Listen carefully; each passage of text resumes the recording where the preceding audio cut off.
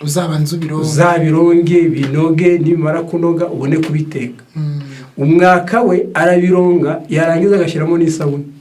Hari uwavuze ngo bahinduka gifarashi ngo kandi uguteye urushinge umuntu ngo hari icyuma kiri mu mahanga ngo kiba kikureba ngo ujya muri wese kikureba ngo winjira mu nzu uryama ngo kigutekereza uruvugo bagahura umugore akava gusengera muri babaka none hagahura n'umugabo we mu nzu yamubwira ati none ntabwo tujya kuryama ngo turuke ngo icyo no gusambana uzaba kwawe nanjye mwagerayo ugiye kumuganiza ku ijambo ry'Imana ukabanza akakubwira ati mbwira ugira ibyangombwa ukabanza ukajya kwisobanura umwereka ibyangombwa wisobanura. wagendaga modoka ngo barigishije ngo ikimenyetso cy'amasaka kize gite wajyaga ngo twababwiye iyi teranje miyari 336 ni ikirango cy'iyo nyamaswa ahubwo icyo twari dukwiye gutinya twe ntabwo ari umubare niyo nyamaswa. Nyumve neza ariko ikiranga iyo nyamaswa ni uwo mubare ku ngofero yihanditse ngo vicarious for the vicar de Christ uhagarariye umwana w'Imana ku isi. Ubwo niyo nyamaswa yicaye hagati y'imisozi 7 n'ibyashe 17:9 ndetse izavuga ibyo kugomera isumba byose nibyo naho ubundi twebwe twizera Imana ariko izadufasha twitinya umubare ahubwo dutinyira nyamaswa uzahinduwe n'amategeko ariko twishire mu bwishingizi bw'Imana izaturwanira. Turabasuje mwese inshuti bakunzi mudukurikiye muri aka kanya twizeye ko aho muri atandukanye mukomeje kugubwa neza nkuko mumaje kubimenyera. Uyu ni umwanya mwiza tubagezaho ijambo ry'Imana muri aya masaha. Ndi kumwe n'abatumirwa tugiye gufatanya kuza kuganira ku ijambo ry'Imana muri aka kanya. Mbere yuko dutangira ndetse na mbere yuko mbakira reka nsabe mwene data abanza senge hanyuma nze mbakire tunavugane ku cyo tugiye kuganiraho muri aka kanya. Dusenge. Amen.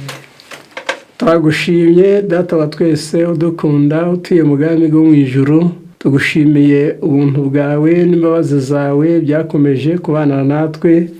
Kabushimye ko tugera muri aya masaha tugihumeka umwuka w'abazima. Iyo ni neza uhora tugaragariza uko bukeye nuko bwije izina ryawe rihabwa icyubahiro. Amen. Tugiye kugirana ikiganiro n'abantu bari hirya no hino. Turagusabye kugira ngo tuyoborwe nawe mu izina rya Yesu. Amen. Mwene data arakoze cyane dufashije mu isengesho mbere ko dutangira ijambo ry'Imana muri aka kanya. Rero ndi kugira ngo tubanze twibwire abadukurikiye muri aka kanya. Ndero bumusangiza w'amagambo w'iki kiganiro nitwa Ubwirinde Fabrice ariko namwe mwakivuga duhere. Nanjye amazina nitwa Rukara Pierre. Yego turakwakiriye kandi tuguhaye ikaze mu kiganiro. Murakoze cyane. Njye nitwa Tugane Yesu Re Joseph. Tubahaye ikaze mwese mu kiganiro cyo kuri uyu munsi. Hanyuma umuntu yatangira yibaza tujya tuganira ku nsanganyamatsiko nyinshi zitandukanye twigira hamwe ijambo ry'Imana. Ese Jose uyu munsi twaturi kuganira ku insanganyamatsiko tuza kuganiraho iravuga ngo nawe sobanukirwa ubwaka ubwirinde. Nawe sobanukirwa ubwaka ubwirinde. Umuntu yatangira yibaza ese ubwaka ni iki ubundi muri make? Urakoze cyane. Ubwaka rero twifashishije ijambo ry'Imana. Ubwaka ni umuntu ushaka gukiranuka akarenza urugero. Gukiranuka akarenza urugero. Akarenza urugero mbese akarenza urubibi. Yego. Agakora n'iby'Imana itamutegetse. Yego. Uwo muntu yitwa umwaka. Niba wenda byanditswe niba umuntu akugiriye inama ati nujya guteka ibyo kurya. Yego. Uzabyoza. Uzabironge binoge nimara kunoga ubone kubiteka. Umwaka we arabironga yarangiza agashyiramo n'isabune. Ngaho akabirongesha isabune kandi ari byo kurya. Yego. Ubwo kugira ngo bikunde binoge cyane akaba yashyiramo isabune. Yego. Ubwo n'ubwaka. Twifashishije ijambo riboneka hano mu gitabo cy'umubwiriza. Yego. Igice ni cya 7 umurongo wa 16 haranditswe ngo ntugakabye gukiranuka kandi ntiwigire umunyabwenge burengeranye. Noneho ubwaka ubusobanuro bw'ubwaka ni ukwishyiriraho umurongo ngenderwaho utategetswe n'Imana. utarategetswe n'Imana. Ubwo ni ubwaka. Ubwo ndumva tugeze mu bwaka mu myizerere. Yego, ni mu myizerere umuntu agashyiraho imirongo itarategetswe n'Imana. Ndifuza ko muza kudusobanurira neza nk'umuntu wumvishe ubwaka bwa mbere, akaba ari ubwa mbere iryo jambo ryumvishe atarasanzwe aryumva, cyangwa abasanzwe aryumva ariko atarisobanukiwe. Uyu munsi amenye ko ubwaka ari iki, niba hari n'ingero zindi zirenze ko umuntu yafata ibyo kurya akabitekesha isabune zihari, nazo muzitubwire kugira ngo abantu bashobore gusobanukirwa. Ubwaka mbese nari ngisobanura ubwaka ntaragera kuri izo ngero. Icya mbere twari tumaze kuvuga ko ari ukwishyiriraho umurongo ngenderwaho utategetswe n'Imana, ukawubwiriza kandi ukawuhindura ihame. Yego, ibitekerezo byawe wihimbiye mbese bikujemo ukabishyira mu mwanya wa Bibiliya. Bagusomera Bibiliya wowe ukababwira uti reka dushyire mu mwuka. Yego, ukababwira ngo umuntu yagusomera ati ugomba wenda kurya usenze. Wowe umwaka arakubwira ati rero gusenga ni akabando k'abantu badafite imbaraga. Mbese kumva ko iby'Imana yategetse yabihindura ubusa akagendera ku bitekerezo bye. Kuri ako ko gusenga hari n'abahita bavuga ngo Imana yabimpaye yari yabyejeje byarangije kwera, ndabisengera ubundi mbisengera kubera iki kandi Imana yabimpaye yabyejeje. Ikindi cya gatatu kiranga ubwaka ni ukwihangira gukiranuka. Kwihangira gukiranuka ni iki? Kwihangira gukiranuka ni ugushaka gukiranuka wihimbiye wo ku giti cyawe utigeze utegekwa n'Imana. Ubwo icya mbere tubonye abantu bakiranuka bakarenga urubibi Imana yababwiye. Ariko ubwo noneho abandi bakabiri tubonye ni abantu noneho bo bihimbira ukwabo gukiranuka, ntaho baba gukuye mu ijambo ry'Imana. Ubwo abambere ho kwari guhari mu ijambo ry'Imana ariko barenga urubibi. Abakabiri ubwo noneho tubonye bo bihangiye, barabihimba, barabikereye, barabihimbye. Mbese gukiranuka Imana yabategetse ntibashaka kukugenderamo, ahubwo bashaka kwihimbira. Mbese navuga ko ari ukwihimbira imyizerere. Ikindi cya gatatu kiranga ubwaka ni ukwihimbira inyigisho. Kwihimbira inyigisho. Ubwo wenda ikindi wenda ndangirizaho ni ukwihindura umurongo ngenderwaho w'abandi. Subiramo neza, kubihindura. Kwihindura kugira ngo babe iki urugero rugenderwaho. Kwihindura umurongo ngenderwaho w'abandi. Ukajya ubwira abantu mujye mureba mbese uko umeze. Kandi ubwo uko umeze nta nubwo kunejeje Imana. Mbese wabona abantu bari gukora nk'ibyo ukoze ukabona ko bageze ku by'Imana ishaka. Ubwo ni ubwaka. Ese Jose, hari zimwe mu ngero mwene data arakoze udusobanuriye ubwaka neza, anatubwiye amoko abo bakabarimo, ariko dushaka hari zimwe mu ngero zifatika ibintu abantu bakora ku buryo duhita tubisobanura aka kanya, n'uwabikoraga atabizi n'uwabikoraga abizi amenye neza ko ari ubwaka. Hazaba zihari ngo muzitubwire. Ingero se zirahari. Yego. Hari abagiye banga amashuri. Yego. Ubwo ni ubwaka. Izo ni inyigisho ziriho bakayavamo. Ngo isi igiye kurangira. Isi irarangiye, kwiga tubireke. Hari abanze korora. Korora inka. Ngo noneho ngo inyama ntituzemereye, ngo ubwo n'amatungo nta kuyorora, ngo n'amata ngo ni ikizira, ubwo bareka korora. Hari abanze kujya kwa muganga ngo batikingiza, ngo bakaba bateka ikimenyetso cy'inyamaswa kiri mu rushinge. Urumva? Ubwo ni ubwoko nabwo bw'ubwaka bw'abazanye izo nyigisho. Hari ukwanga akazi no kugakora, kaguhembaga uri dogiteri uri muganga ngo ntazatira abantu urushinge rwa covid ngo bagahinduka ngo ingegera ngo bagahinduka hari abavuze ngo bahinduka gifarashi ngo kandi ubwo uteye urushinge umuntu ngo hari icyuma kiri mu mahanga ngo kiba kikureba ngo ujya muri wese kikureba ngo winjira mu nzu ngo uryama ngo kigutekereza urumva ni ubwaka akazi bakakavaho kabahembaga kandi ubwaragera mu rugo isi ntirangire akeneye n'ejo kurya urukumva azakora icyaha niyifuza yavuye no kuri ka kazi ubwo n'ubundi bwaka kwanga ikoranabuhanga ubu hari abanze telefone ikoranabuhanga bahereye no kuri telefone uzi ko hari imibare ibanza 1 2 kuri igenda ikurikirana kugeza ku 10 telefone uko ikurikirana ndaza kuyiguha iyi telefone bakabara 1 2 3 bagateranya ubwo kabaye kangahe bigatandatu rimwe uteranijeho kabiri si gatatu uteranijeho gatatu kabaye bakandika hirya ko ari gatandatu kane guteranyaho gatanu kangahe icyenda uteranijeho gatandatu 11 icyenda uteranijeho gatandatu ni 15 yego noneho aho kwandika 15 inyuma bagafata rimwe bagateranyaho gatandatu kangahe gatandatu hepfo bakabanuka karindwi uteranijeho 8 kangahe ni 16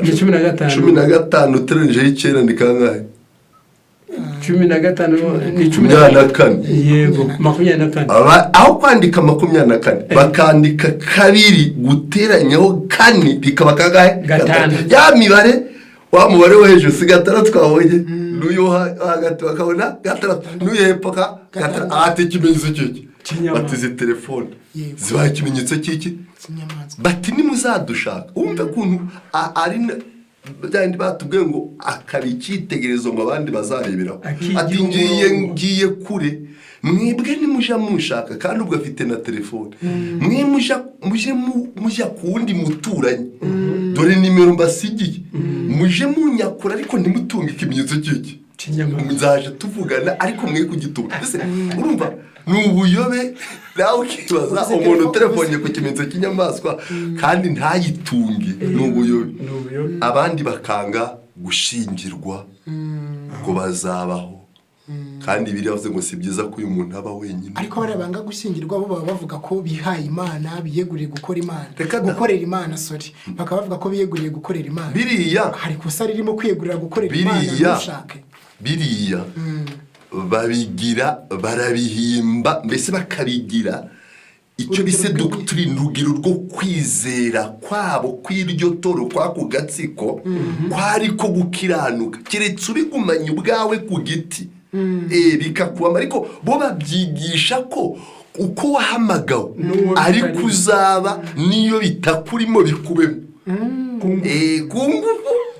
ntuzashingirwe uko niko biri ubwo niba uje muri iryo tsinda abajemo barashingiwe bigenda bite ntugashingirwe ni uko muzaba umugabo wa Yesu muzaba ngo mbese ibyo ngo Yesu akurimo nari mubajije abazamo bo barashingiwe urumva batari barashingiwe bo babikoze mu bujiji batarizera uje atarize agomba kwihana agana n'ukureka yego abo rwose urumva izo nyigisho nizo zimaze abantu benshi ariko ngo hari n'abihana kuri iyo ngingo agasiga umugore we cyangwa agasiga umugabo akigendera akagenda rwose akavuga ati narakoze amakosa Imana imbabarira genda namuzi uwo mugabo muzi gutyo hari amuvuga izina ariko namuzi we yari afite umugore w'umwaka twumva wasengera muri buno butumwa bwacu yego bagahura umugore akava gusengera muri babaka none hagahura n'umugabo we mu nzu yamubwira ati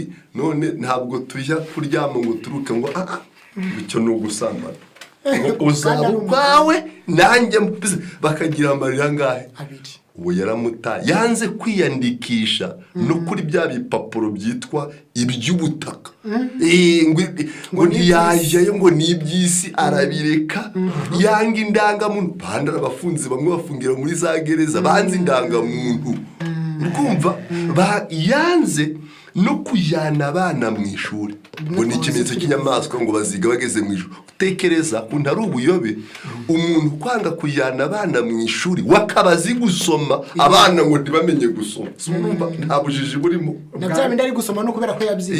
Binyibukije amagambo nasomye avuga ngo ubwaka bwica ubwenge. Urumva ubwenge bwarabuze. Noneho rero kwitiranya ibintu gute? Ngo ibishyimbo urukumva ngo ibishyimbo ngo ni amaraso ya Yesu. Urukumva nta kurya ibishyimbo bitukura ngo ni amaraso yande ya Yesu. Ukaza ngo amata ni amashira ngo inzoga ngo ni inkari za shitani. Ukumva ukuntu bagufata ngo ibirayi ngo imyumbati yatekanwe n'ibishyimbo byasambanye. Abo ni bande babivuga? Uraza kubasoma. Hari abuzi babivuga. Abonzi babivuga n'abitwa badakata hasi. Uraza kubadusobanurira mu kanya. Urumva iyi mitwe iriho yanditse mu gitabo cyitwa Ibihamya umuzingo wa mbere 188 ko abantu bose bagenda bazerera mu isi bavuga ubutumwa. Imitwe yose iriho ntabwo ariko yatumwe n'Imana. Byanditse muri Matayo 7:15 ngo muzabamenyera ku mbuto zabo. Matayo 7:21 abavuga mwami mwami so bazinjira mu bwami bwo mu ijuru keretse abakora ibyo data mujagata.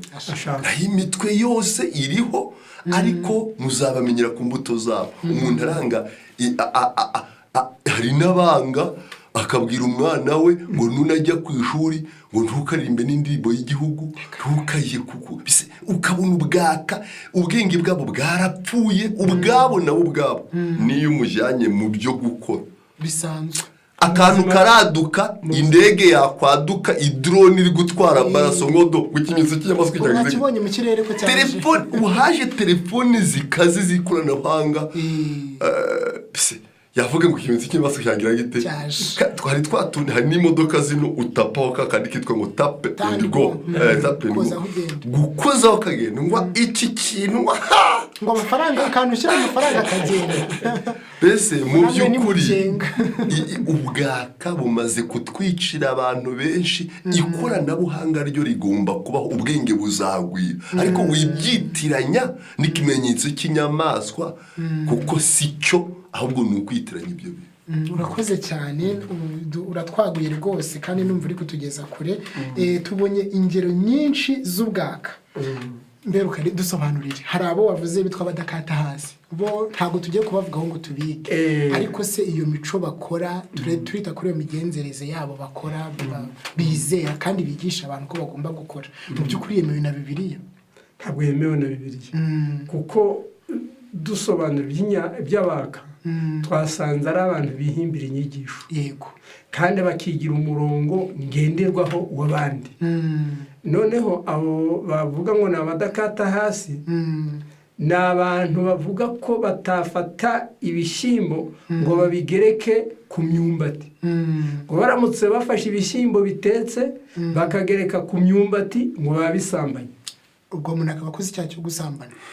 Barabisamba ngo byasambanye. Ubwo umuntu nabiri yaba yasambanye mu magambo.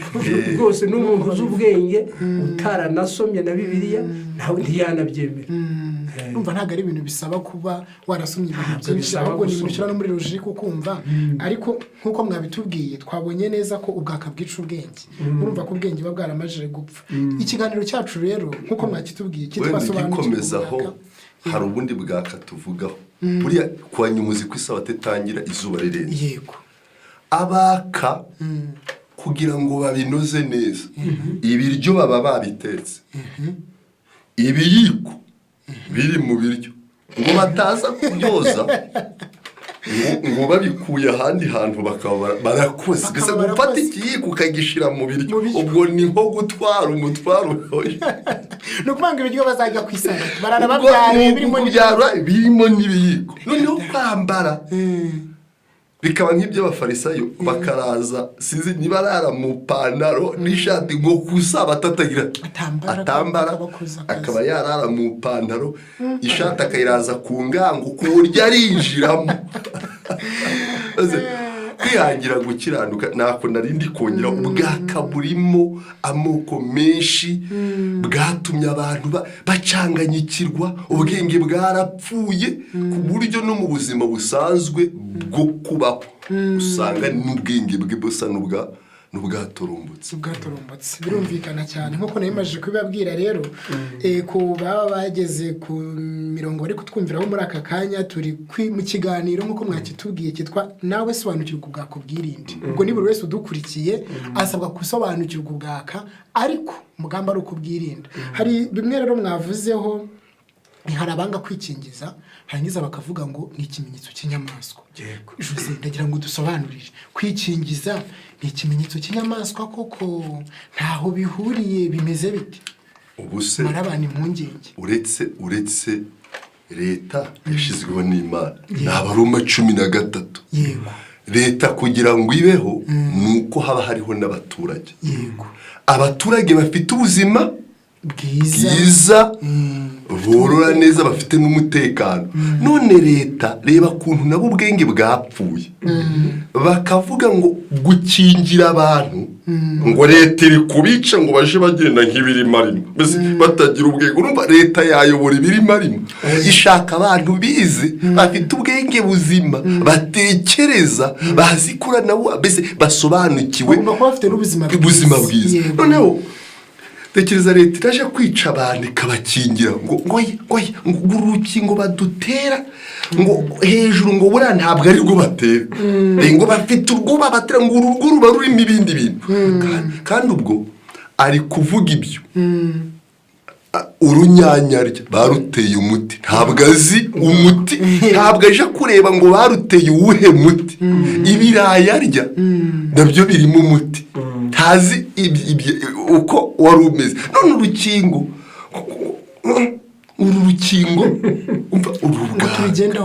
ntabwo ikimenyetso cy'inyamaswa kizaturuka leta ariyo izakizana ngo igitere mu bantu ngo ni urushinge ngo ruturutsemo, ngo cyangwa se indangamuntu, ngo cyangwa se korora n'ibiki byose, cyangwa mitiwere. Ikimenyetso cy'inyamaswa ni icyumweru, ikimenyetso cy'Imana ni isabato. Ibyo bise igishushanyo cy'inyamaswa ni ukwibumbira hamwe kw'amadini. None se ibyo by'ibimenyetso, ibyo by'amarangamuntu, ibyo twari tubonye by'amakoranabuhanga ndetse n'inkingo, ntaho bihurira n'ikimenyetso. Ubwo ikimenyetso tubonye ko ari icyumweru, abantu ntibakabyitiranye n'ibintu bisanzwe, babisobanukirwe neza be kuguma kubyitiranya. Urakoze.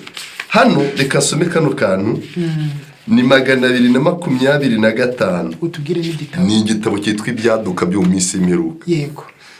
Ikimenyetso cy'inyamaswa icyari cyo. Yohani yararikiye kwitegereza ubwoko butandukanye n'abanyamaswa n'igishushanyo cyayo, bakaruhuka umunsi wa mbere w'icyumweru. Kuruhuka uwo munsi ni ikimenyetso cy'inyamaswa. Ntabwo ari urushinge. Ntabwo ari urushinge. Itangazo niritangwa rigatangarizwa mu isi yose bivuye mu nyamaswa yavuye mu gitaka. Leta Zunze Ubumwe za Amerika. Ari Amerika igatangariza isi yose. Kuruhuka uwo munsi washizweho n'inyamaswa yavuye mu nyanja, ariko bikaza gutangazwa n'inyamaswa yavuye mu gitaka. Niho ikimenyetso cy'inyamaswa nicyo ngicyo n'icyumweru. Kukiruhuka niko kwakira ikimenyetso cy'inyamaswa. Ikimenyetso cy'inyamaswa ni isabato y'ubupapa. Ubwigeragezwa rizaza hazagaragazwa neza ikimenyetso cy'inyamaswa icyari cyo, ni ukuruhuka ku munsi wo ku cyumweru dimanche. Nanjye ngeze akabazo aha ngaha nshaka gusobanuza. Yego. Ndashaka kugira ngo dutandukanirize inyamaswa yavuye mu gitaka ni iyihe, iyavuye mu nyanja yo ni iyihe, kandi inyamaswa ni iki? Nakoresha igihe kitadusobanurira inyamaswa. Turahera inyamaswa niki.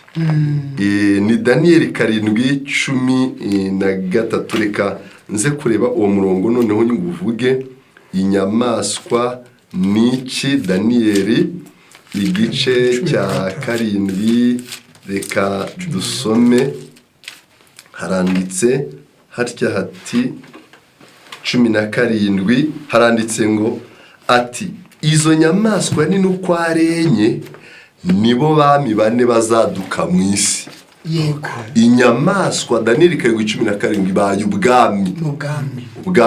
None yavuze ngo inyamaswa yavuye mu nyanja. Yego.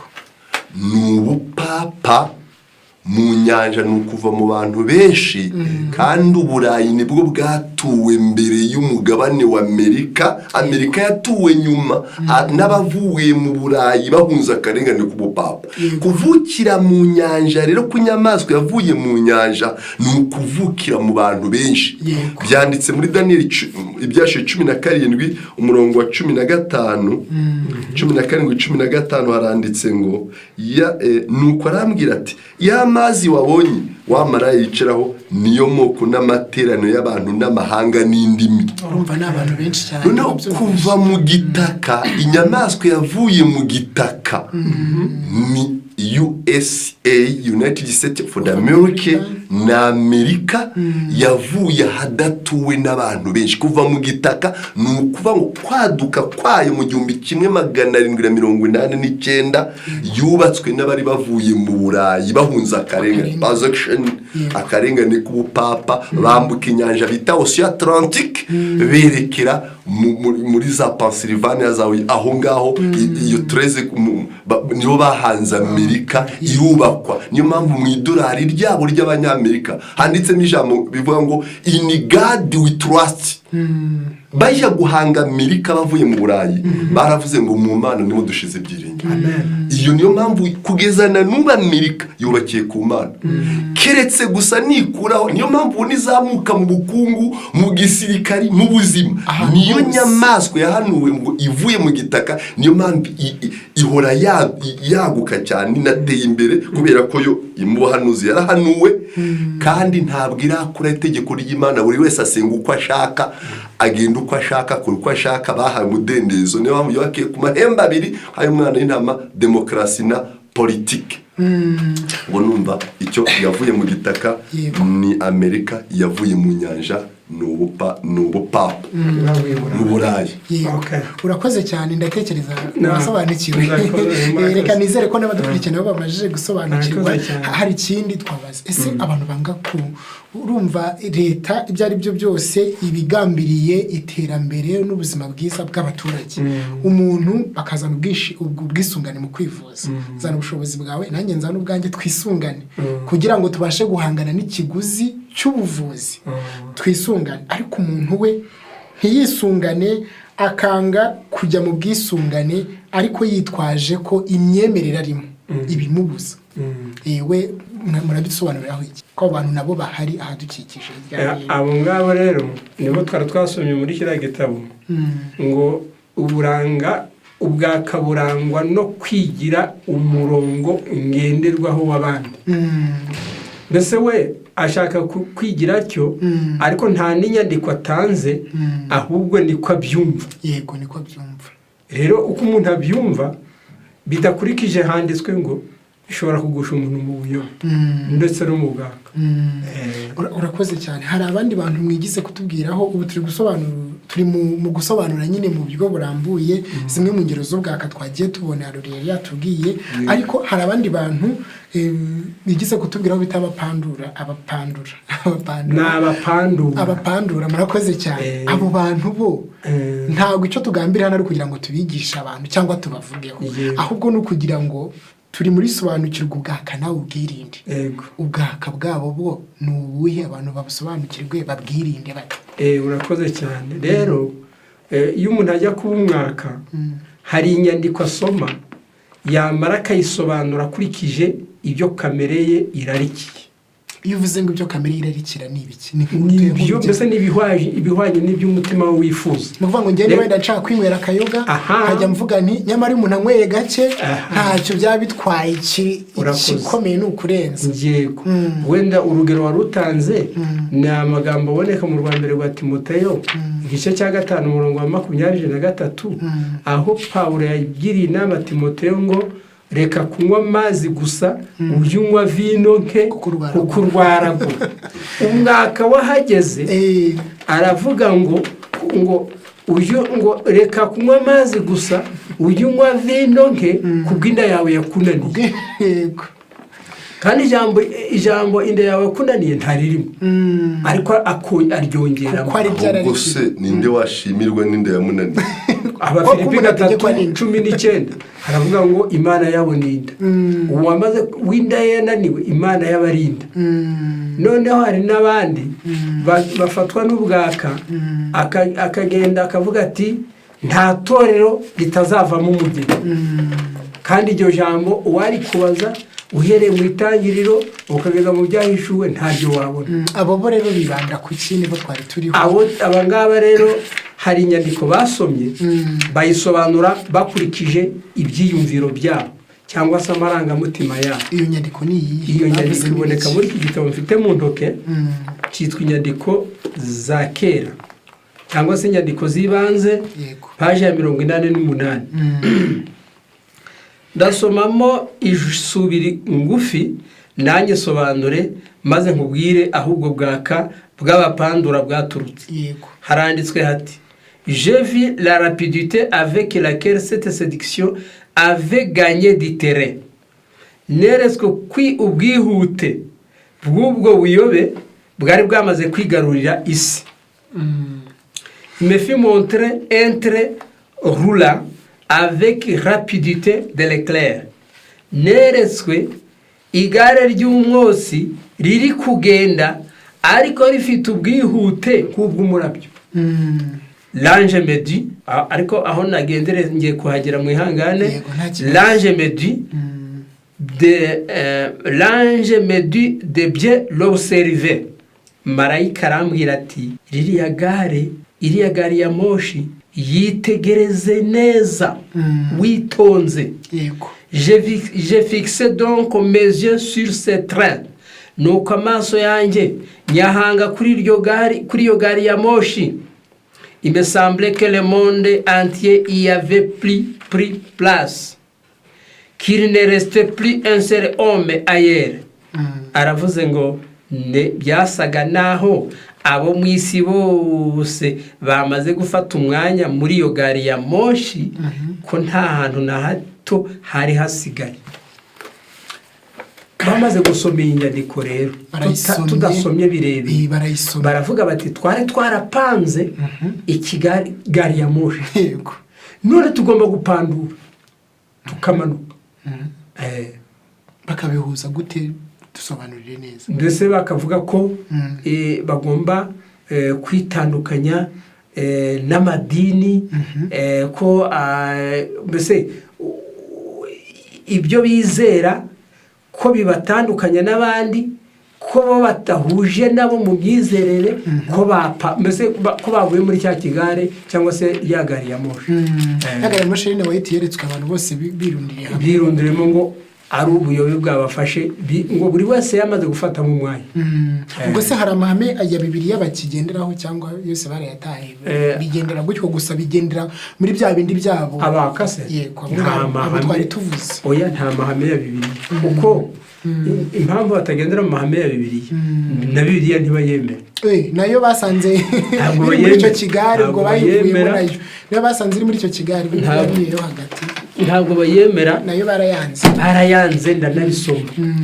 Harayanze kabisa, ndabisoma muri magufi. Yego, igihe uri kudushakira inyandiko ruri nabadusobanurira ese kuba abantu badasobanukirwa inyamaswa n'igishushanyo cyayo ngo babisobanukirwe neza, nuko bitigishwa cyangwa nuko abantu badafata umwanya uhagije wo kubyitaho? Satani ubundi ni umuhanga. Yego, uretse ko Imana yamutsinze. Imana ikomeye kumurusha, ariko undi ari umuhanga. Reka abanze dusomere iyi paje hanyuma tudukomeze. Mu gitabo cyitwa inyandiko z'ibanze, bambe igitabo cyitwa intambara ikomeye, abadukurikiye ni icyigisho cya 10 kivuga ngo amajyambere y'ubugorozi mu Budage. Yego, ku ipaje y' 199 bari kuvuga ibirebana n'abaka baravuze ngo le fanatisme réprimé pour un temps, ubwaka bwacyashywe igihe gito, éclatant de nouveau quelques années plus tard avec plus de violence. Ariko ngo nyuma y'imyaka mike ubwo bwaka bwaje kugaruka ngo bufite umuvumba ukomeye. Yego. Hepfo baravuga ngo abari bayoboye ubwo bwaka, Luteri yabandikiye ibi bikurikira. Ibyanditswe byera kuri bo yari inyuguti ipfuye. Bose bahurizaga amajwi yabo mu kirere bavuga bati umwuka. Luteri arababwira ati ntabwo nzigera mbakurikira, aho uwo mwuka bayoboye. Imana mu mbabazi zayo indindi itorero ririmo abera gusa. Yego. Uwo ni Luteri. Ko aba bakabitabera. Niyo bakubajije batese ko ariko kwitabera baba bavuga ko nta cyaha bagira, baba bakubwira ko bo hari ama etape, mbese inzego barakubwira bati mu kwizera ubu ngubu ugeze he? Uri kuri rwego, uracyari mu gituro. Hari igituro, hari abakiri mu gituro, hari abamaze, mbese hari ibintu by'inzego bagiye bishyiriraho. Iyo bakubajije ugatangira kujijinganya cyangwa se ukababwira urwego bari kubona rukiri hasi, barakubwira bati wowe ntacyo twavugana, uri uwo mu gituro. Noneho rihuta baravuze ngo reka wenda ne gusoma birebire nihutire hepfo. Haranditse hati umwe mu baka bari bayoboye ubwo bwaka yitwaga Thomas Mize. Thomas Munze yari umunyamwete muri abo baka. Wavuga ko ari umuyobozi wabo. Yari umuyobozi wabo, niko turi gusoma. Kandi ngo yari afite itaranto zikomeye. Ngo ariko yaza kuzikoresha neza, ngo aba yarageze ku musaruro mwiza. Ariko nta by'ingenzi yari yarize mu birebana n'iyobokamana. Yari afite icyifuzo cyo kugorora isi yose, ariko yibagirwa yuko ubugorozi ari we bugomba guhera. Agomba kwigorora ubwe, akabona kujya kugorora abandi. Urakoze cyane. Hepfo reka nihutire hakurya aho nsoreza. Baravuze ngo bahindutse agakinisho k'ibyiyumviro byabo. Abo bitaga bamurikiwe bafataga intekerezo zabo zose nk'ijwi ry'Imana. Umuntu icyatekereje ibimujemo ijwi ry'Imana ryaje. Imana yavuganye nanjye, Imana yansanze. Bafataga ibitekerezo byabo nk'ijwi ry'Imana kugeza ubwo birundurira mu bwaka, bafata Bibiliya bayijugunya mu muriro. Baravuga bati inyuguti iricisha ariko umwuka agahesha ubugingo. Nabumvishe rero abo bakabo mu gihe cyo kwa Luteri ko nabo icyo numvishe gikomeye kirimo nuko abakatari abavuba.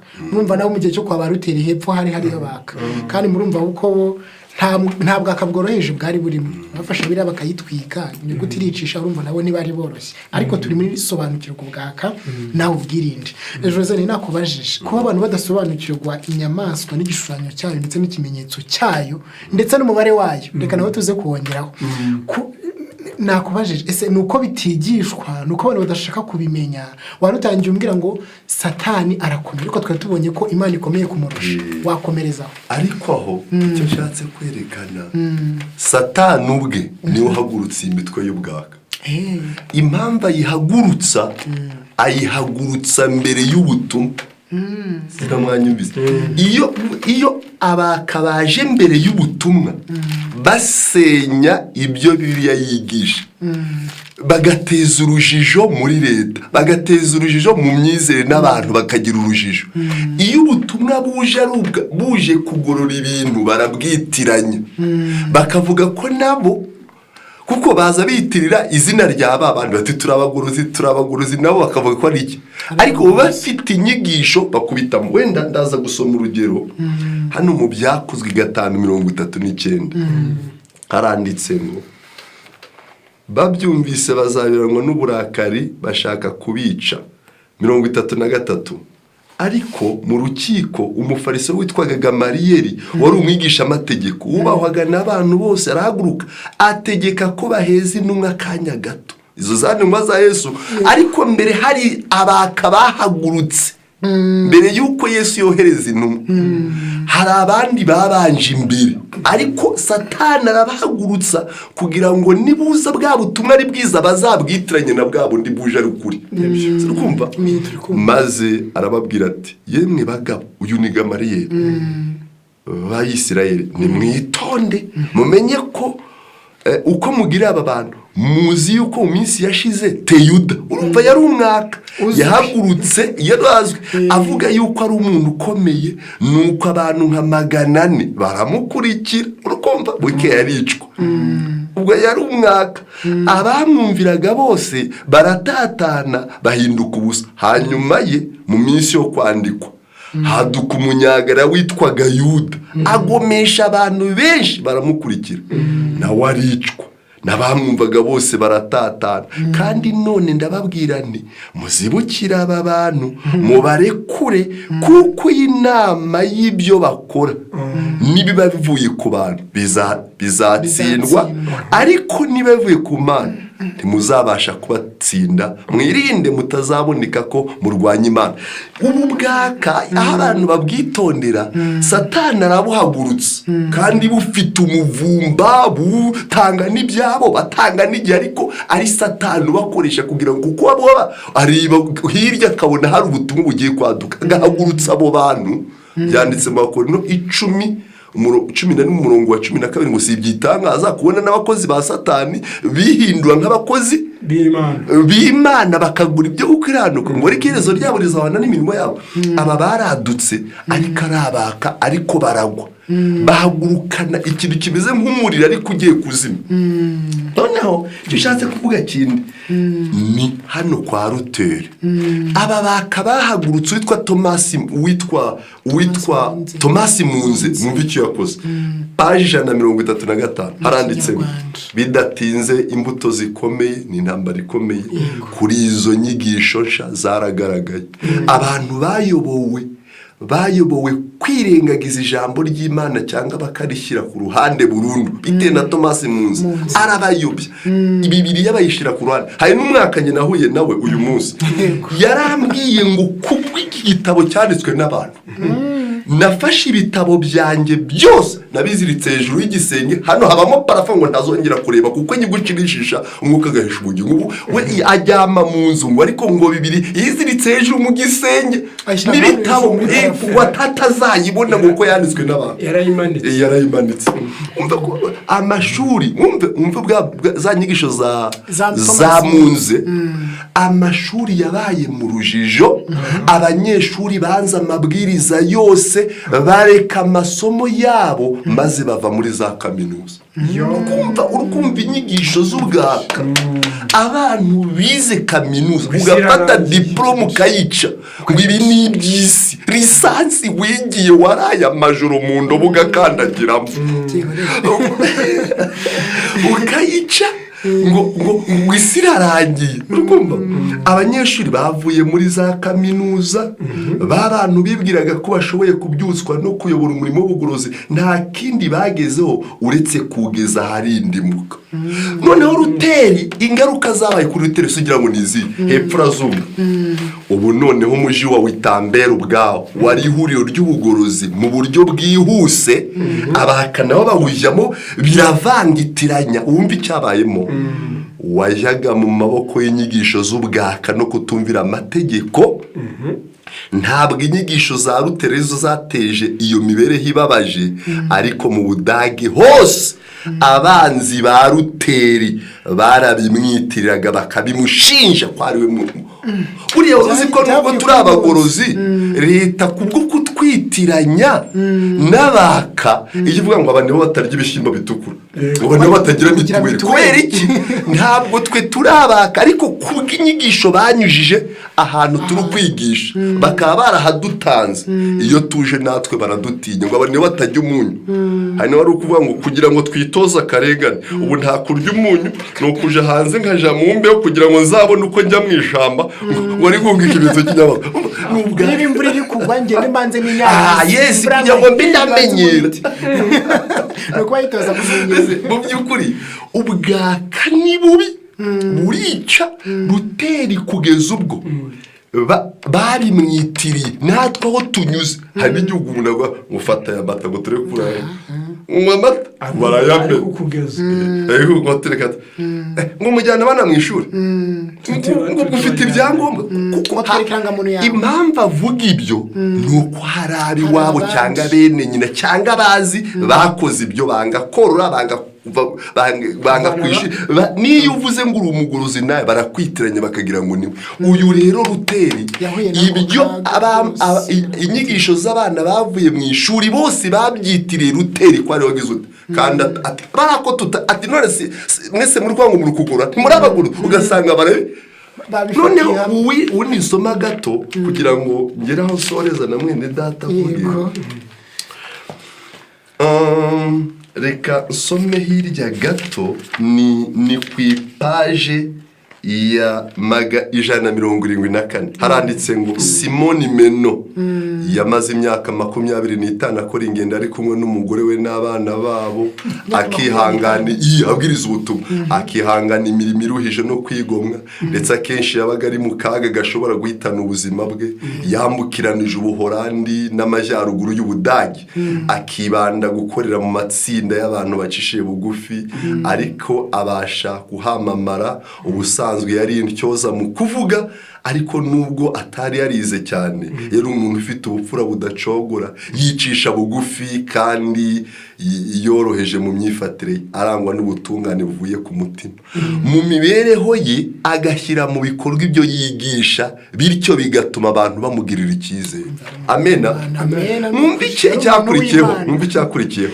abayoboke ba Simoni Meno baje gutatanwa kandi barakandamizwa barababajwe cyane bitewe no kubitiranya n'abaka bayoborwaga na Musita undi mwaka wari urimo mu gihe cya Simoni Meno bangaga amashuri bakanga ibyangombwa bakanga n'ubuyobozi ntibabwumvire bati muje mu nama ngo no ngo byo ni by'isi ngo leta ngo ntitwayumvire leta ikabarita aba bantu babakubita cyangwa bazabayobora bakavuga ko ari akarengane babakubita bose bakaja muri gereza mu karengane kagize mu by'ukuri uyu Simoni Meno abwiriza ubutumwa abizera be baratotejwe babitiranya n'inyigisho Musita yigishije bakabafatira ati namwe nuko muri bamwe kandi bati ko tutabati nuko besha aba mu mutwe bararwaye kuko babonaga bari kugira ngo baturimangaye rero bando b'Imana ubwaka ni bubi burica uretse no kukwica mu by'iyobokamana bunakwica no mu by'ubuzima busanzwe ntacyo ukora ubona yahinga gake yaje mu murima yatekereza gake ko ubwenge wa bwarapfuye ngo ariko ubundi ngo ndi guhinga usigiye kurimbuka akabarataje kandi ubwo ni mugoroba ararya urumva barapfu ubwenge wa bwarapfuye uretse Imana yamugarura naho ubwaka ni bubi bwisha abantu benshi urakoze cyane utwise twinjiza naho turi kwinjira twene no kugana ku musozo ko ku ngaruka z'ubwaka hari n'ikindi kiganiro tuzategura tunategura byinshi dushobora kubisobanurira abantu icyo ushaka kongeraho ko akantu gato nshaka kongeraho yego kubera ko wabajete se kuba bakomeje ubwaka bwabo nuko batajya bumva ibyigisho uko bitigishwa ngo bimenyekane uko bitigishwa ngo babyumve cyangwa se bavuniye ibiti mu matwi yabo ndasoma isomo rimwe hano muri Timoteyo ya 2 igice ni cya 4 ariko ntarayasoma si uko kuri kutabwirizwa kuravugwa yewe n'uwo mutarabonana imbona nkubone akaba afite telefone, akaba afite ikoranabuhanga kubaryemera ariko wa mugani nk'utaryemera se yanategera amatwi azabikurikira ubwo ntiyanakumva radiyo. ariko nabo tuganira nabo kuko tuya tunabasura kugira ngo imbona nkubone tukabaganiriza, muraganira ukibwira ko abyumvise akanakwemera ati ndabyumvise, ariko nyuma y'iminota mike ibyo yari yemeye akihanura. ari umuhanuzi w'ibinyoma ngezeho. ndasoma rino somo ni Ubwaka rwa Timoteyo 4:3 haranditse ngo kuko igihe kizaza batazihanganira inyigisho nzima, ahubwo kuko amatwi yabo azaba barya yifuza kumva ibibanezeza, bazigwiriza abigisha bahuje n'irari ryabo, kandi baziziba amatwi ngo batumve ukuri, bazayoba bakurikiza imigani y'ibinyoma. uwo murongo usubiremo abantu bawandike. Ubwaka rwa Timoteyo ni igice cya 4 n'umurongo wa 3. Yego. N'ubuhanuzi bwahanuwe n'umugaragu w'Imana Pawulo, aravuze ngo kuko igihe kizaza, ubwo ni iki turimo, we yabivugaga ari mu nzagiye. Yego. kuko igihe kizaza abantu batazihanganira inyigisho nzima. Iyo bavuze inyigisho nzima ni ukuri kwa Bibiliya kutavanze n'ibihimbano. Yego. ahubwo kuko amatwi yabo azaba barya, amatwi y'abo bantu yifuza kumva ibibanezeza, bazigwiriza abigisha bahuje n'irari ryabo. niba akunda akayoga azavuga ati rero na Pawulo yaravuze ati kubwo inda yawe yakunaniye ujye usoma gake. kandi baziziba amatwi. kwiziba amatwi ni ukwanga kumva ku bushake. ni nk'uko wafata ibintu ukabijya ubishyira mu matwi, baba bari kukubwira ugashyira ibintu mu matwi ngo utabumva. si nka bimwe biriya byo gukangura umuntu wisinzirije. kwiziba amatwi yari mazima ariko uri kuyaziba. baziziba amatwi ngo batumve ukuri, uko kuri ni ijambo ry'Imana. Yego. kandi bazayoba bakurikiza imigani y'ibinyoma. urakoze cyane rwose, numva urushaho kudusobanurira kandi birumvikanye cyane. ikindi abantu bagomba gusobanukirwa nuko ijambo ry'Imana, Bibiliya muri rusange, harimo ubuhanuzi bwagiye buhanurwa kuva isi yaremwe kugeza igihe isi izarangirira, kandi hakaba n'igihe ibyo bintu bizagenda biba. icyo tubonye gikomeye cyane nuko iyo hari ikintu runaka cyavuzwe mu buhanuzi kigiye gusohora, kigiye kuba, Satani abanza kuza mbere akazana igisa na bwa buhanuzi bugiye kuza kugira ngo ajijishe abantu. iyi Imana igiye gutanga ukuri kwayo, Satani aratanguranwa ubwaka bukabanza, bwamara kuza ukuri kwaza abantu bakakwitiranya n'ubwaka, bakavuga ati tuzahora muri ibi, ugasanga baranarambiwe. ubwaka impamvu buza ni ukugira ngo kwa kuri kudatera imbere, ahubwo musigare bababaza ibibazo, gusigingirira umwo ubore muri seminari ngo mu bisobanure, aho kugira ngo kujyembere imitima iri kurimbuka uhangane n'abantu. hari n'icyo ujya no gusura umuntu mwagerayo ugiye kumuganiza ku ijambo ry'Imana, ukabanza akakubwira ati mbwira ugira ibyangombwa, ukabanza ukajya kwisobanura, umwereka ibyangombwa wisobanura, ibyo biba bigutwaye umwanya. ahubwo hari icyo wavuze mbese hari icyo wavuze ku mari 600. umubare w'inyamaswa arugenda hanyuma arabe yitegura, ariko soma rino somo aze kutubwira zimwe mu ngaruka nubwo tuzanabigaruka. ariko soma rino somo riri mu rwa 2 rw'Abatesalonike 2 umurongo wa 11. nico gituma Imana izabohereza ubushukanyi bukomeye cyane kugira ngo bizere ibinyoma. bandi nabo bariga, watubwiye uti abantu ntabwo bumva ukuri, barakumva, ariko iyo ukomeje kwinangira Imana ihitamo ko ukomeza kwemera byari inyuma. Imana ni koherereza ubwo bushukanyi. iyo wanze kumva ukuri ikakukwereka ukakwanga, yemera ko byari inyuma bikomeza kubigenderamo kugira ngo bizakuyobore, ku buryo utazongera kubona umucyo bikaba birangiye, kuko umucyo wawanze nyine.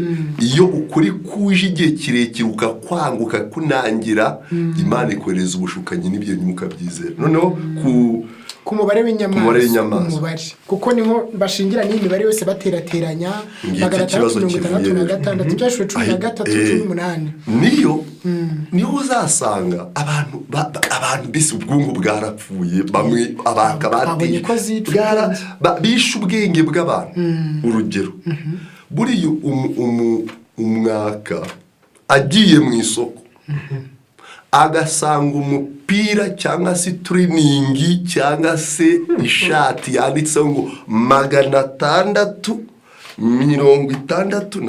yego ntabwo twabyambara ngo tubigendane ariko nukubatisha rujyagize nukuzazanye wa mpredo twababwiraga si twababwiye dore no mu isoko byagize uburyo na kano gakarita batangaga bari kwivuza hari agakarita bigeze batanga wikingisha karita y'urukingo ya covid wagendaga modoka ngo barigishije ngo ikimenyetso cy'amasaka kize gite wajyaga ngo twababwiye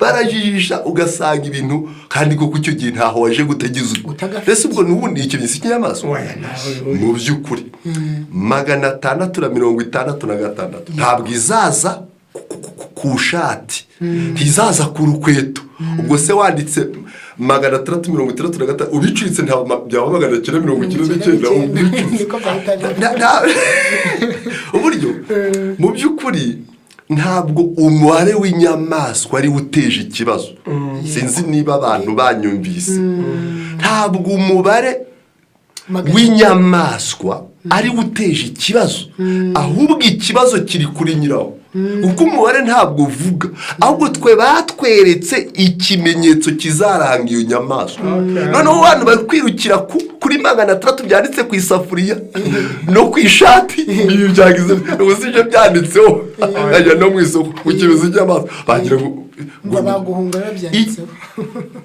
666 ibyashe 13-18 ni umubare uranga iyo nyamaswa yavuye mu nyanja ntabwo ibyo noneho rero 600 ajya vicarious for day yiteranije mibare 666 ni ikirango cy'iyo nyamaswa ahubwo icyo twari dukwiye gutinya twe ntabwo ari umubare niyo nyamaswa nyumve neza ariko ikiranga iyo nyamaswa ni uwo mubare ku ngofero yihanditse ngo vicarious for day vicaire de Christ uhagarariye umwana w'Imana ku isi ubwo niyo nyamaswa yicaye hagati y'imisozi 7 n'ibyashe 17:9 ndetse izavuga ibyo kugomera isumba byose nibyo naho ubundi twebwe twizera Imana ariko izadufasha twitinya umubare ahubwo dutinyira nyamaswa uzahinduwe n'amategeko ariko twishire mu bwishingizi bw'Imana izaturwanira yego turushaho no kubwirinda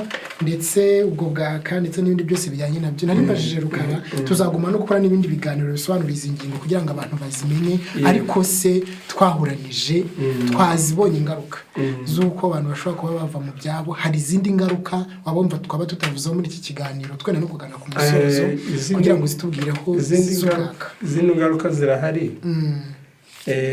wenda ni nyinshi ni mu ncamake ariko turavuga muke yego icyambere ingaruka ubwaka bwica ubwenge yego twabibonye twabibonye icya kabiri ubwaka butera ba nyirabwo kuzinukwa Imana ukuvuga ngo umuntu aho ubwaka bwanyuze abaturage bahuye n'izo nyigisho z'ubwaka bazinukwa Imana abandi bahageze bari kubwiriza ubutumwa bw'ukuri bakajya bavuga ariko nta nubareba nta n'inyinya kuko baravuga bati aba ni babandi baje kudutera umwanya no ni babandi batarya umunyu babandi batorora babandi bavana abana mu ishuri babandi bateye imera mitiwere de sante ubwo rero ikindi cya gatatu ubwaka budindiza umurimo w'ivugabutumwa uko iyo ugiye kubwiriza ahantu hanyuze ubwaka mu mwanya wo gutanga ubutumwa bwakuzanye ahubwo igihe kinini ukimara uri kwisobanura bwa bwaka kandi atari wabizi bakubaza ibya telefone tubwire na mitiweli n'ejo heza tubwire bumva muri magufi bwaba ari ubwo ngubwo. ikindi cya gatatu aricyo ndangirijeho ni tubiri dusigaye. Yego. Ubwaka bufasha idini kurwanya ukuri byitwaje kuvuga ubwaka. Gute? Abantu badusobanurije. Reka ntangire bufasha idini kurwanya ukuri. Kuvuga ngo hari ubutumwa bw'ukuri. Buri hari ukwabwo. Hari n'ubutumwa bw'idini. Yego. Hari ubutumwa bw'itorero. Hariho n'ubutumwa bw'idini. Biratandukanye. Yego. Uri mu butumwa bw'itorero ry'Imana bw'ukuri iyo ari kubwiriza bwa butumwa aho iyo ahuye n'umunyedini ubwo ababonye aho ari buhera mu Rwanda. Mbese reka nkongerereho rukara tumwongerere nanjye uko njye ndise mbyumva. Ubwaka bufasha idini kurwanya ukuri. Bivuze iki? Babaka bahoze banga umunyu, bakanga mitiweli, bakanga ejo heza, bakanga kwikingiza, bakanga kujyana abana mu ishuri. Iyo kuko babonye bibarangiranye, kuko banaravuze ngo mu 2000 ngo hari ikintu kizaba. Babonye kitabaye rero ukumva abigishije ubwo butumwa basubiye mu idini. Basubiye mu idini bajya kuruka mu idini yitwa X inaruka ku isabato. Simwumva? Noneho binjiye mu idini kuko bahoze arabaka bati natwe turabagoroze, ntabwo bitabaka. Ntabwo iyo bagiye biyitabagoroze wumve ubwo ntibasubiye mu idini. Basubiye mu idini rero baba mw'imyanya. Yego. Baba bakuru amatorero, baba diakoni n'abadiakonikazi, baba kuko bazi ibyanditswe bahoze babisoma bari hanze y'itorero. Noneho binjiyemo twebwe duhagurutse, ubugorozi buhagurutse umve ubo bavuga ko baduhozemo. Izina wanjye hagize wagira ngo atari ku bugorozi, ubugorozi ko turi kumva n'ibitabo n'indongozi n'ukuri ko bari kudusoma ngo bariye kuba twabahozemo bariya banga umunyu banga na mitiweli n'ejo n'izindi bikinge. None babandi bari mu idini bari gushaka ukuri bakayobywa na babaka binjiyemo ariko baraguye barategereje Yesu bikabacana. Ngiki cyo ubwaka bufasha idini kurwanya ubutumwa iyo buje kuko batabujyamo babonye ibyo bwabwaka bwabakore ntibanaza no mu butumwa ahubwo ati twihungire mu idini twabuze ibyacu ntitwahinga none tuje mu idini rizado umunezero wo gucuruza byose tubijemo ariko turwanye buriya butumwa ngo kuko ubwaka bufatanije n'idini X isenga ku isabato barwanya ubugorozi. Akanyuma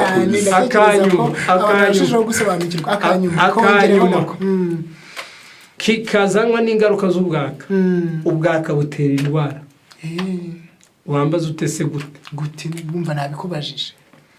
Urumva ko umwaka niba asomye isomo ryo muri Bibiliya rivuga ngo ntimugacane mu buturo bwera ku munsi w'isabato. Yego. Ubwo noneho niba yanatetse ibyo kurya kuwa nyuma ntabwo ku isabato azashyushya. Ariko umuntu twabonye urazi ikiyiko mu byo kurya urumva azajya mu byo gushyushya. Rero nadashyushye rero azarya ibikonje kandi abarya ibyo kurya bikonje bazakonja iteka ryose mu by'umwuka. Bazarwara umwijima kuko ibyo kurya bikonje byica ubwenge bituma umuntu ubwonko butabanguka butanga ibisubizo vuba. Ni byinshi tutarondora biterwa no kurya ibyo kurya bikonje.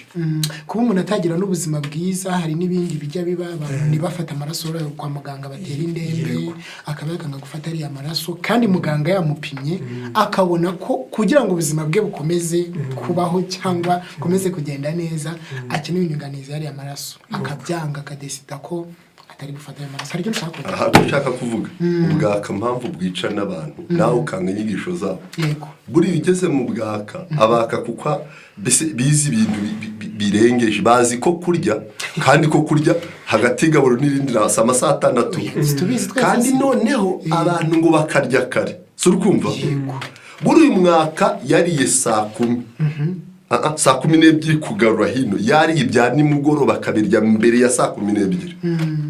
Ukaza uzindutse uri umupagani utazi amategeko ye, ukinjira iwe uvuye imahama washonje wananiwe, arakubwira ngo muntu w'Imana ngo ibyo kurya twarangije kandi bya nijoro byica umutima, byica nabi, bigatuma wa wundi reka nkubaze asashonje ibiryo kubiteka niba wabiriye ubwo uramwohereza kuryama kandi ashonje. kandi ibiryo twemeranye ntabwo byabuze birahari, ahubwo wowe ngubwo uramwigishe ngo ngiye kukuganiza Yesu bicara ubwira uko Yesu agira neza. Umuntu arashonje aje saa moya wariye saa 10 ngo nturamugira ubwo bwaka ni bubi.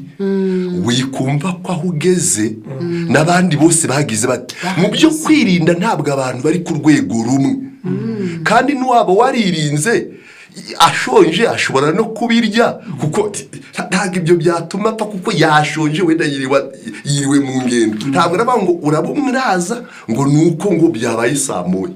Ubwaka rero bwica n'abantu kandi akagushiraho igitutu akakwigisha ngo ibyo kurya bya nijoro ngo byica ubwonko, kandi ubwo mu bwonko hapfuye inzara irakwishe n'ubundi ntabwo bwonko ufite ntabwo urumva mu by'ukuri, ugasanga inyigisho zabwo zishwa.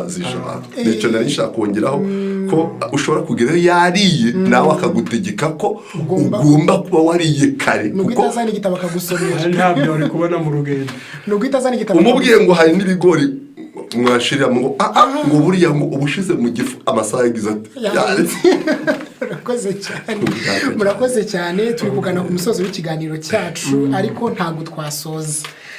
Twibanze ku gusobanura ubwaka ubwo aribwo, ndetse tujya no muri detail cyangwa se tujya mu buryo burambuye bw'ubwo bwaka. Ni bwinshi ntabwo twavuga ngo tuburangize, igikomeye kirimo nuko twabusobanukiwe, ndetse reka dusoze turangira abantu uko babwirinda, abantu birinda ubwaka bateka. Urakoze cyane. Rero uko twakwirinda ubwaka nta rundi rukingo twabona uretse gukingirwa n'ijambo ry'Imana. Yego. Turabisoma muri Yohana ni igice cya 8 umurongo wa 31. Haranditswe ngo nuko Yesu abwira abayuda bamwemeye ati nimuguma mu ijambo ryanjye murabigishwa banjye nyakuri, namwe muzamenya ukuri kandi ukuri niko kuzababatura. Yego. Noneho ukuri ku ijambo ry'Imana niko kubatura umuntu kukamuvana mu bwaka. Yego. Mu ntambara ikomeye ukigisho kitubwira ngo ibyanditswe byera ninga bidukingira, paje magana kanzenya rebe ntaza kuvuga uko atari mu gitabo cyitwa intambara ikomeye ariho nsoreza, paje 645 ni ikigisho kitubwira ngo ibyanditswe byera niyo nga bidukingira. Haranditse ngo Dieu aura cependant sur la terre un peuple qui s'attachera à sa parole et qui en fera la pierre de touche de toute doctrine et le fondement de toute réforme. Nubwo bimeze bityo, haruguru hari byinshi bari bamaze kuvuga, hari ubuyobe, hari ubwaka, hari n'ibindi, hari bari kuvuga n'ibirebana n'inyamaswa n'igishushanyo cyayo. Yego. Maze bageze ahangaha baravuga ngo nubwo bimeze bityo Imana izagira ku isi ubwoko buzizirika ku ijambo ryayo. Icyo ni kimwe. Icya kabiri, iryo jambo ryayo buzarigira ibuye risitaza inyigisho iyo ari yo yose. Yego. Buzarigira urufatiro rw'ubugorozi ubwo aribwo bwose, byaba ari ibitekerezo by'abahanga, byaba ari ibyahinduwe n'abacurabwenge, byaba ari inama ndetse n'imyanzuro y'amadini, nubwo ari byinshi bivuguruzanya, kandi bivuguruzanya ntabwo bigomba gufatwa nk'umurongo ngenderwaho w'ibyo twizera mbere y'uko twemera inyigisho iyo ari yo yose tugomba kuba dufite ubwishingizi ko iyi nyigisho ishingiye kuri aya magambo avuga ngo uku ni Uwiteka avuga. ni ukuvuga ngo nitwubaka aha tuzirinda ubwaka. Urakoze cyane. Rero ushoze reka dusoze duke. Hari abantu babaye muri ubwo bwaka mwe mwagiye mutubwira abandi bisubire no kwa egise kandi tutari bugaruke, ariko ubu ngubu hari abasubiye kwa egise ariko hari n'abavuze ngo nzigumira mu rugo. Njye hari umuryango nzi mugabo n'umugore bahisemo kuzajya bisengera kwabo, banga igihe cyo gusenga kigeze baragenda bakajya hano mu rutoki ku isabato mu rutoki rwabo, bo n'umuryango wabo bagasenga bitewe n'ubwo bwaka bagiye babamo hatandukanye. Bakavuga bati ubu ngubu abasubira kwa egisi bagasubirayo, ababireka bakabireka, abagwa bakagenda nabo bakagenda. Abo bantu ijambo ry'Imana rirababwira iki? Ijambo ry'Imana riravuze ngo nyamara dufite ijambo ryahanuriwe rishaho gukomera kandi muzaba mukoze neza nimuryitaho, kuko rimeze nk'itabaza rimurikiza z'umwijima rigakesha ijoro, yego, rikagezaho inyenyeri yo mu ruturuturu izabandwa mu mitima yanyu. Ariko mubanze kumenya yuko ari nta buhanuzi bwo mu byanditswe byera bubasha gusobanura ko umuntu wese yishakiye, kuko ari nta buhanuzi bwazanywe n'ubushake bw'umuntu, ahubwo abantu b'Imana bavugaga ibyavuga ku Mana bashira umwuka wera. Muri Petero 2 Ubwaka rwa Petero 1:19 icyo shatse kuvuga bariya basengera mu gashyamba no mu bitari babaka, uzi icyo batinye? Bari bazi ko twebwe nk'abagorozi ibyo bazavuga bizera tuzabakurikira tukagendana nabo. Mbese bari bazi ko umva bavuga bati urukingo ubwo rwaje bari gukingira abantu, n'abagorozi ntibazagira bati abo tugiye gutiga abagorozi turebe nibarwanga turaba turi kumwe. Babona rero turarwemeye, dusomye inyandiko tubona urukingo kira abantu barikingiza ko korishe agakwega imbasa ubushinge. None abo banaje kwikingiza waruzi ngo babanza kubaza dogiteri ngo mbwira ngo za type zigize ngo ari ubwo bajyamo. None babonye twikingije baba nabo baraguye. Mbese twebwe badufata nk'abaguye, bo bagagumye gusengera mu ishyamba niko badufata, bazi ko twaguye kubona twarikingije. Benshi utwo dutsiko niho twari tudutegeye. Babonye bikingije, babonye mitiweli tute turayemera, babonye twemera ubuyobozi ntacyo badutwaye, bataba nabo bagize baraguye. Izo nyigisho zibarimo rero keretse gukomeza kujyayo umuntu akaganira n'abakabigisha, uretse ko inyigisho bakire mbere zirica. Niyo mpamvu Yesu yavuze ngo mwabayuda ngo abasambanyi n'abasambanyikazi nibo bazabatanga kwinjira. Icyo Yesu yabwiraga abafarisayo ko inyigisho bakiriye mbere zo kumva ko basobanutse, izo Yesu yazaga bigisha zitari kubona aho zinjirira. Bivuze ko twebwe twigisha abo bakane kubwo kwakira inyigisho za kera bize barambirije bakarara amajoro. Izo twigisha zirakubitaho zikaba nk'amazi aguye ku iteke cyangwa ku rutare, kubera za nyigisho zagize biruta ko twakwigisha umuntu utarakira izo nyigisho mbi. Niyo wakira ubutumwa kuri vuba nka Mariya kuko nta zindi yamize, ariko kwigisha umufarisayo ufite ibitabo ngo nje amategeko ati nje narasomye nabayeho kera, ati wowe utanaraze banaratwigisha ngo mwebwe twaje mbere yanyu, mwebwe muratuyobora mute. Mbese ugasanga nabyo batubwira ko aribo baje mbere. Icyo rero navuga biragoye, ariko reka tubabwire biragoye. Icyo tubabwira ni iki? Dukomeze tubashake. Yesaya 43:7 nzanira umuntu wese witiriwe izina ryanjye, ninjye wamuremye kandi ninjye wamubumbye. Ntabwo baragiraho Imana yabatukuye amaboko. Tugende tubabwire. Yeremiya 5 nimugende mushaka uwo muntu nubona we n'inzimizi, tumubwire Imana guhindura n'ukwayo nizikorera ibitangaza.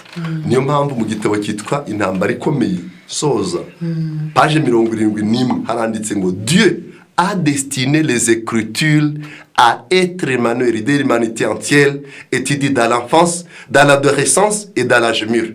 Imana yagennye ko Bibiliya igomba kuba indongozi yacu, ikigwa mu bwana, ikigwa mu bugimbi, ndetse no kugeza umuntu akuze. Reka tuyihatire abantu twe kumva ko barimbutse, ahubwo tubashake. N'ubu dufite benshi bagiye bava muri ubwo bwaka tunasengana, baje barihana, bavamo bakira ubutumwa bwiza. N'ubu bamwe turasengana, ariko bene data nabo izo nyigisho zirica. Tugomeze tubasange, twerekwa ngo byararangiye, tubasange tubahumurize kugira ngo tubereke ko mitiweli atari ikimenyetso cy'inyamaswa, indangamuntu siyo, ahubwo ikimenyetso. Hari akantu wambajije narishaka gusobanuraho gato. Satani nibyo nakubwiraga, impamvu bino bintu yabizanye ikimenyetso cy'inyamaswa, akavuga ko ari urukingo, ari mitiweli, ari ikarita ndangamunsi, ngo ari indangamuntu ugiye kuza mu ikoranabuhanga. Uzi impamvu yabivuze? Satani we arabona ko icyumweru kigiye gutangazwa, ko amanama yarabaye, amadini yarateranye, indongozi irandikwa, ariyo Bibiliya, ijambo ry'Imana. Noneho we amaze kubibona n'izo nama ntuziteranye, urakumva? Amaze kubona ko rero bije biri hafi, itangazwa rya dimanche rigize rite, riri hafi, wahagurutsa ubwaka buvuga ko mitiweli ari ikimenyetso cy'inyamaswa, indangamuntu, kugira ngo icyumweru nikiza bazabiyoberwe, kandi noneho bazagwe mu bwaka. Kuko kuba warigishe ngo mitiweli ni ikimenyetso cy'inyamaswa, ukumva icyumweru cyatangajwe, kubiyoboka biroroshye kuko waba warabeshye. Mbese abantu bacanganyikirwe kugira ngo badashira imbaraga zabo kutangazwa rya dimanche, ahubwo bazishire ku rukingo. Hari n'abagiye barahunga iburasirazuba, n'abahunze bakaja mu mwobo, akararayo, akabayo, ngo atazajya mu rugo ngo bakamukingira. Hari uwo bakingiye, barangije kumukingira bamufata, yahuye n'abaganga n'abayobozi ba leta, bati amakuru yawe ni meza. None se wari wabagaye ati je ko mba muri iki gihugu, none kutaje kwikingiza? Areba hejuru ati rwose ntabwo nza, ati tugiye kurugutera. Bati mumufate rero, bararumuteye ku ngufu, arangije guterwa urwo rushinge. Genda namuzi, uramuzi niwe nagezeyo. Arangije guterwa urukingo, uzi icyo yavuze? Yaravuze ngo kuba ntewe ikimenye. Oya, hari uwamubajije, gerega wowe warabibariye, tubwire imvaho. Baramubajije we yari yarihishe nk'uko wari ubivuze. Arangiye bamaze kumutera ku ngufu, abo yajyaga yigisha batahaha, bati ikimenyetso cy'inyamaswa sigahura gifashe. Ati rero atangira kwidefanda, ati rero kubera ko banteye ku ngufu habigizemo uruhare, ntabwo kiri bumfate.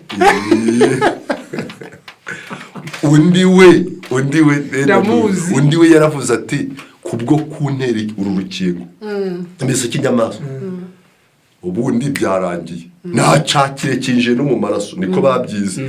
Mumpe inzoga nkwe, sambane, nkora ibyaha, ahita aja mu byaha, ngo urukingo ngo rurimo ikimenyetso cy'iki. Mbese bantu b'Imana, gusa abo bantu nicyo wari ukuvuga uti reka turangiriza. Ariko Yesu yaravuze muri Yohana 8:31 ngo Yesu abwira abayuda bamwemeye ati nimuguma mu ijambo ryanjye muri abigishwa banjye nyakuri, muzamenya ukuri, kandi ukuri niko kuzababata. Ukuri ni iki? Ni Yohana 12:17, ubereshye ukuri, ijambo ryawe ni ryo kuri. Murakoze cyane, Imana ibaha umugisha. Bene data twari kumwe, turabashimiye cyane ku kiganiro cyiza mwaduteguriye, kandi turabasaba kuzagaruka kugira ngo tugane no ku zindi ngingo no ku bindi bisigaye cyane. Tuzabatumira tuze tugane no ku zindi ngingo. Mwakoze cyane, tekereza ko mwese mwari mudukurikiye murushijeho gusobanukirwa, ndetse kandi tukaba tugiye gufata umwanzuro mwiza wo kwirinda ubwo bwaka ndetse no kubugendera kure, kuko twabonye yuko ari cyo gikomeye cyane kurenza ibindi.